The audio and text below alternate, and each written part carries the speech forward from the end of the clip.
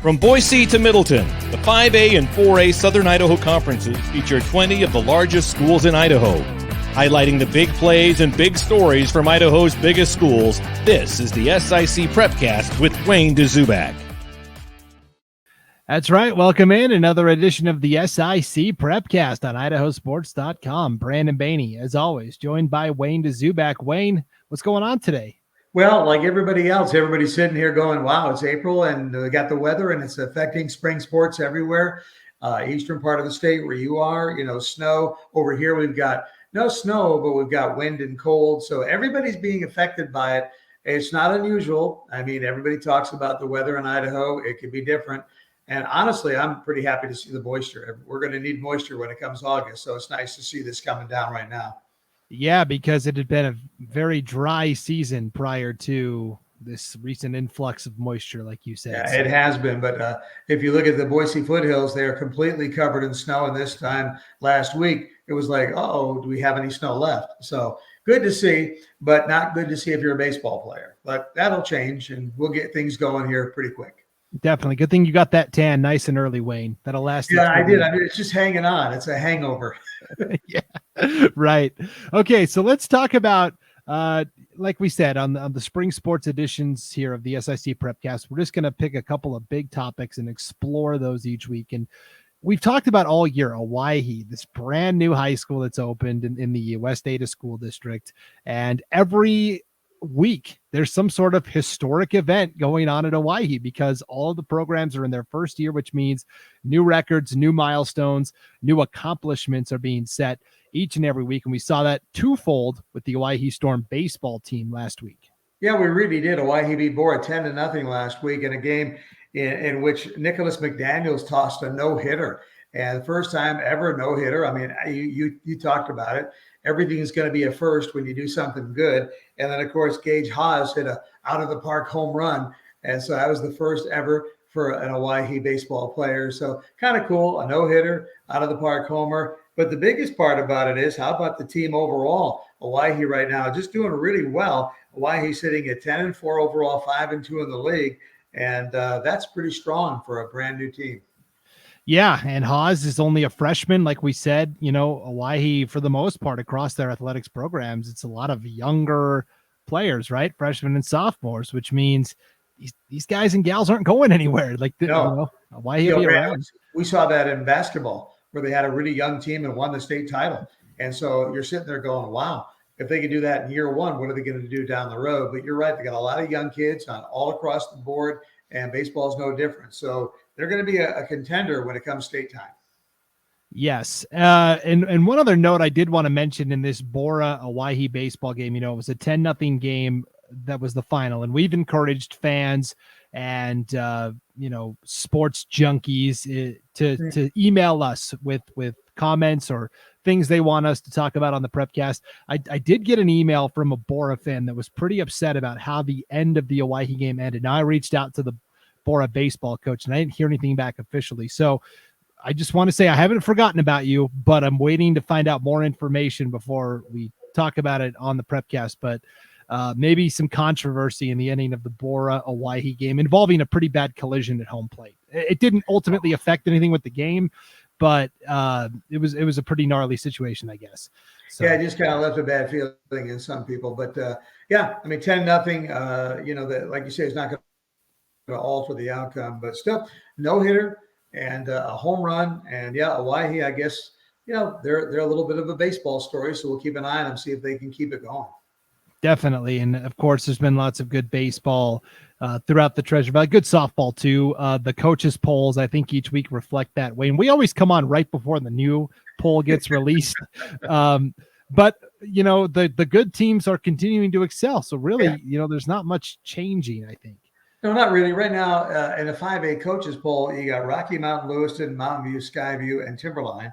And they're going to stay about the same. They're there. Maybe Owyhee might jump in there and replace somebody. I don't know. They played well. But right now, Rocky Mountain and Mountain View are both 7-0 in conference. So they're not going anywhere. They're playing well. And Rocky Mountain's 14-1 overall. So that's pretty impressive. Yeah, they just keep on rolling. And same thing in softball. Bishop Kelly continues to dominate. Middleton looks good. I mean, same old, same old. Yeah, I mean, those are the teams you mentioned. Softball, jump there real quick. BK's 5-0 in softball, 9-4 overall. So there is a little bit of competition there. What's really cool about that softball competition, though, right now in the 4A SIC is that you got BK at 5-0, then you got 3 teams at 5-2. So it's pretty good. Emmett, Valley View, and Middleton are all 5-2 in league play with BK 5-0. So that's shaping up to be kind of a cool season. But also, can you imagine what district's going to be like when those get together? Oh, it's going to be a lot of fun. And the top half of the league, like you said, every night when they get together, it's like a home run derby. Yeah. I mean, BK's got 1 through 9. All 9 players are capable of leaving the yard. Middleton does the thing where every time somebody hits a home run, they're part of the bomb squad, because they hit a bomb out of the park. So they have a lot of fun with that. And there's been a lot of home runs from BK and Middleton this year. So we expect that to continue also. They make a lot of fun, and jumping back over, and we can do this because it's our Prepcast. Jump back over to 4A baseball. You talk about BK and softball. BK and baseball right now, 6-1 in league, 13-1 overall. I mean, they got beat last week. We talked about it a little bit, but still, I mean, they are really out there. And Middleton's 13-2. So again, you got BK and Middleton, same old as far as, those 2 teams going at each other tooth and nail in pretty much every sport. Yeah, and we talked about maybe Columbia, Columbia was kind of the Cinderella team last year, knocked out Middleton at districts and got all the way to the 4A state championship game at state, where they ultimately fell to Bishop Kelly, and they're still right there too, right? 10-4 overall, 5-1 in the conference as well. So Columbia is going to have something to say, and that's the big matchup coming up next Tuesday, Wayne. So we'll be recording this right before Bishop Kelly plays Columbia next Tuesday. So we'll have plenty to talk about in 2 weeks from that game. Yeah, I want to throw Ridgeview in there. They're 5-2 in league as well in that 4A SIC. So really, again, you got 6-1, 5-1, 4-1, 5-2. So you got a competitive scenario playing out in the 4A SIC baseball.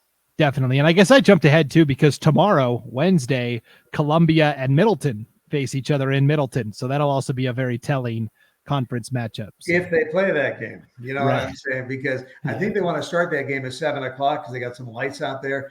But 7:00, I think it's going to be about 35 degrees and kind of windy. So I'm not sure what's going to happen. As you and I talked about, this week has been one of those where a lot of games, and I know where you are, you got some snow, and so games are being canceled left and right. Over here, it's playable, but not funable. Right. Playable, but not funable. I like that. So what do you do when the weather's bad? Well, you go to California, right? We talked about a couple of baseball teams went to California for spring break, and, Mountain View went to Arizona for spring break baseball. And some of the greatest track and field athletes in the state of Idaho, and a lot, probably 75% of the athletes that went were from Treasure Valley 5A, 4A schools. But the Arcadia Invitational in Arcadia, California happened last week. And this is a premier event in not just the Western United States, but really the entire United States. There are nationally acclaimed athletes competing there, and you have to qualify and or be invited to this event. It's not any Joe Schmo. This is for the elite of the elite. And there were several outstanding Treasure Valley athletes that got the call to go to the Arcadia Invite this past week. Yeah, really. Let's start with Cole Miller from BK. He was in the high jump. He leaped 6'4", and that's unbelievable. I mean, so he won that whole thing with a 6'4" leap. And like you say, you got to qualify to be there. So that's not everybody that gets invited to this thing. So pretty good job by him. And the other guy that did well was Landon Helms out of Emmett. This guy's leading the state in a couple of different categories, the 110-meter high hurdles and the pole vault. So he is great, and he won that 110 high hurdles at Arcadia with a 14:01, which is the best in the state right now. And that is cooking. I mean, that is flying. And so, let's talk about all the athletes over there. Boise High had the most athletes, and this is male and female. Allie Bruce was there in the 2-mile. Porter Caulfield in the 110 hurdles and the 300 hurdles. Noe Kemper in the mile. Mason Lawyer in the 1 and the 2. Leah Murray in the 2 and the 4. Lydia Nance was there running in the 800. Logan Smith was in the 800. And then Sammy Smith was in the 1600, the 1 mile. So that's 1, 2, 3, 4, 5, 6, 7, 8. 8 Boise High athletes competing at this national invitational. And that's so exciting. it tells you two things. It tells you how deep the Boise team is, but it also tells you that they're not afraid to play the best and go up against the best in the West. And they're going after that. And that's going to just make them better and better and better. And that's what a good program does. So kudos to the Boise Brave for getting that done. Yeah, and in terms of competing at the Arcadia Invite, Logan Smith, her 800 time of 2 minutes, 11.13 seconds, is now the best mark in the state of Idaho. Yep. You had also on the boys' side a couple of Boise High athletes. Leah Murray in the 400 ran a 48.22. That's now the best time in Idaho as well. That's cooking. And you mentioned Porter Caulfield, so he did well on the 300-meter high hurdles, or the hurdles rather. Yes, 39.21. That's now the best 300-meter hurdle time in the state of Idaho as well. So really, if you're not familiar with track and field, let me do this is a baseball moment, okay? The high hurdle is set at 39 inches, and the hurdle is set at 36. So that's a difference right there of 3 inches. And for me, I can't get across the 24-inch high hurdle. So the 36 and the 39 is out of reach for me, even with a long, jump there. And typically the way it goes with the difference in the two hurdles races, a hurdler will run both, but most times they're truly elite in one of the two, and they're like good in the other, right? Because the skill set's different. In the longer hurdles race, you need those longer leg strides, and in the shorter hurdles race, not as much to clear and a shorter distance to work with, and it's more built on speed. So the fact that Porter Caulfield got invited for both hurdles races is incredible.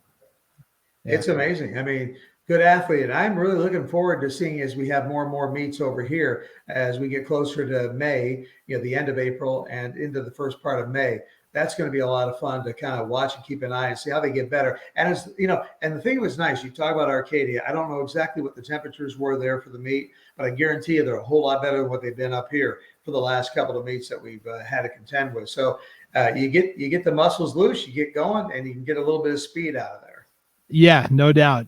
So Boise sent 8 athletes. Bishop Kelly sent 6. Kevin Corrigan in the 800, Sebastian Koo in the 110 hurdles. On the girls' side, Jacoba Lutean in the shot put and the discus, so she qualified for both throwing events. Cole Miller won the high jump, like you said, at 6'4". He was also there for the long jump and the triple jump. Patrick Monahan was there in the high jump and triple jump, and then this guy is the favorite to win the 4A sprints. James Onanabosi in the 1 and the 2 represented BK, and he is a speedster as well. So yeah, he absolutely is, no question about it. So yeah, that's what the thing of it. And the better the competition you face, the better you're going to be when it comes, state and district time. And so that's what they're trying to do, get better. Yeah, Jacoba Lutean, that girls thrower for Bishop Kelly, took 3rd overall in the shot put, set a new school record, 42 feet, 5.5 inches. That's also the best mark in the state of Idaho. She also has the best discus throw. Now, it didn't come at the Arcadia, but still 138 feet, 7.5 inches. So like we've come to expect in cross country and track, Boise, Bishop Kelly, both stacked. Yeah, Jacoba's doing a good job there. I saw that she was leading both the shot and the discus. Look down. Those are pretty mighty good throws right there early on in the season. So I think she's going to better them and just get stronger as we go. Yeah, Logan Smith set that new state best 800 time for Boise. It was a new personal best for her, 3rd overall in that national competition. And then you mentioned Landon Helms of Emmett winning the short hurdles race. And he and Tatum Richards represented Emmett. Those were the only other athletes. So you had the Boise kids, the Bishop Kelly kids, and then 2 athletes from Emmett. Landon Helms, who was there in the 110 hurdles in the pole vault, and then Tatum Richards, who was also there in the pole vault. So kind of exciting for Emmett also. Yeah, and don't forget about Landon Helms from Emmett. He leads in the pole vault right now. He's got the best jump in the state at 17 feet, 2 inches. So this kid can fly in the hurdles, and he can fly when he gets a pole vault in his hand. So this guy, quite an athlete. And pole vaults always amaze me. I mean, it takes strength. It takes the kind of the ability. It takes speed, takes strength. And then, of course, it just takes, I guess, courage to do that and get up 17 feet, 2 inches and realize that your life depends on that pole that you have in your hand. Yeah, it's adventurous for sure. I'm from Montana, and it's kind of optional whether you do the pole vault or not. And our school couldn't afford the equipment for it, so we never had it. Not that I, at 6'3", 250 would be pole vaulting anyways, but yeah, I always wanted to try it because I always thought it'd be so cool when you see them go up and you see them bent over backwards and the poles there, and they're just they swing themselves up. It's so cool to watch that happen. But I mean, he does a great job, and we'll keep an eye on him, see what he can do. Another guy I wanted to mention, we talk about best times in the state. We've mentioned a lot of different people, but right now, because you mentioned Liam Murray and stuff like that, the 400 best time in the state. But right now, the 1600 meter, Tyler Sainsbury of Rocky Mountain has the best time in the state, 4 minutes, 20 seconds, .30. And then another thing, Eli Lawrence out of Meridian. Haven't talked much about the Meridian track and field team, but he's the leader in the triple jump right now in the state, 49 feet 6 inches. And then Tyler Halford from Mountain View has the best discus throw for the boys, 158.7. So we're getting to see a lot of different people from a lot of different schools setting some pretty good marks. Yeah, we talked about Eli Lawrence last week, and his triple jump is not only the best in Idaho, but it's a top 5 jump nationally. He is 4th in the entire country right now. Now the leader's at 51 feet 3 3/4 inches. I don't think he's going to catch that, but he's got a chance to move up to 3rd and maybe 2nd. We'll see. Yeah, absolutely. Another thing I want to mention before I forget about it is Timberline's relay team, both the 4x100 and the 4x200. They've got some really good runners on that. They've got the best times in the state there in the 4x100, 49.98, and the other one, 4x200, 145.23. So really, they're really getting it done. Laura McCall, who I watched play basketball and saw how good she was on the basketball court, kind of leading the charge there amongst their 4 runners. Yeah, and this is what I love about track and field is there's so many great performances in every meet. You never know, is somebody going to set the new standard in their classification or in the state, and so that's what makes every track meet so compelling. Also, yeah, Boise with that 4x400 meter relay team, they get it done almost 4 minutes even, 4 minutes .77 seconds. That means that each gal's getting around that 100 meters, in 1 minute. And that's just flying. Yeah, I can't even wrap my head around that, but that's pretty incredible. And I know you're like me, Wayne. I check the leaderboard every week. That's how I start my week. See who did what and who really performed well. And so we'll continue to monitor some of those great track and field performances. But we had to talk about the Arcadia Invite because this is a premier event. So. Well, when you do that, we talked about that in basketball. We had a couple of basketball teams I remember that went to California, went to Arizona. We had a baseball team last week. We talked about that, went down to Arizona. It was at Mountain View, I think, that went to Arizona. Yeah. And played down there. When you go down there and you play teams that are from that part of the country that get to play pretty much year round, they got a leg up on you. So that gets you a little bit better. You may not win every game, but they did well. I think they went 3-1 down there. And you just you get better. You make yourself better by playing the best that there is. So it's good to see them going to Arcadia and obviously Boise and Emmett both doing it with 14 total athletes combined. Yeah. And Bishop Kelly's softball team went to Orlando, Florida and competed in that softball tournament. Yeah. So I love when our athletes in Idaho can go on a bigger stage, and because people, the national perception of Idaho, where I can't even find that on the map. So, well, they actually got to say we're going to Disneyland. It was Disneyland in Orlando, but they got to say it. I mean, I never got to say it. I grew up in Connecticut, played ball there, and all I got to say is we're going to Stanford, which is 30 miles away. Big deal. Who cares? Right? Oh, well. Yeah, that's all right. So great stuff going on in the Treasure Valley as always. And again, if there's an athlete or a team or something you want us to talk about, send me an email, Brandon at IdahoSports.com, or send Wayne an email, Wayne at IdahoSports.com, and we'd love to shine that spotlight. So. Yeah, I wanted to say that what you're saying is true because sometimes these spring sports just kind of stay underneath the radar. You don't see everything. The newspaper coverage isn't what it is during football season. And I'm sure the moms and dads of track and field stars and baseball players and softball players know that. They're going, come on, guys, let's get a little bit more coverage here. So what we can do, the best we can do is sit there and kind of look at everything, see what's all going on, and just try to spotlight some people. And hopefully, we can talk about your young athlete and give them the credit that's due there. Definitely. So we'll be back with more exciting stuff to talk about next week. Wayne, have a happy Easter. Oh, that's right. Yeah, that's right. It's this Sunday, huh? It's so late. I kept thinking we already had it. Well, that and plus the snow outside, I'm not really in an Easter mood. So. There's supposed to be other stuff going on around that, but I will, and you too likewise. Yeah, thank you, Wayne. Okay, well, we'll see you back here next week. For Wayne Dzubak, I'm Brandon Baney. Thanks for tuning in to the SIC Prepcast on IdahoSports.com.